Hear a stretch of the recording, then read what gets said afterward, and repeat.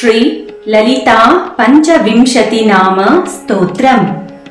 अगस्त्य उवाच वाजिवक्त्र महाबुद्धे पंचविंशति नामभिः ललिता परमेशान्या देहि कर्णरसायनम्।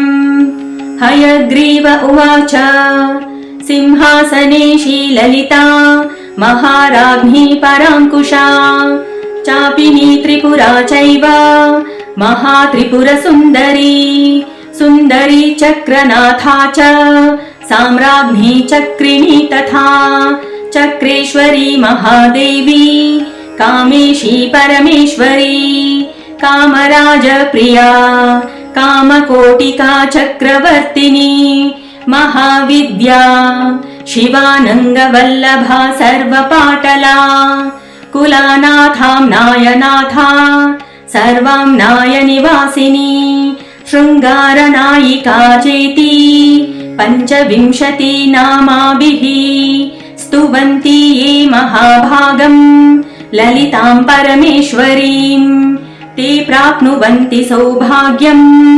अष्टसिद्धिर्महाद्यशः। इति श्रीब्रह्माण्डपुराणे ललितोपाख्याने अष्टदशोऽध्याये श्रीललिता पंचविंशति स्तोत्रम् सम्पूर्णम्।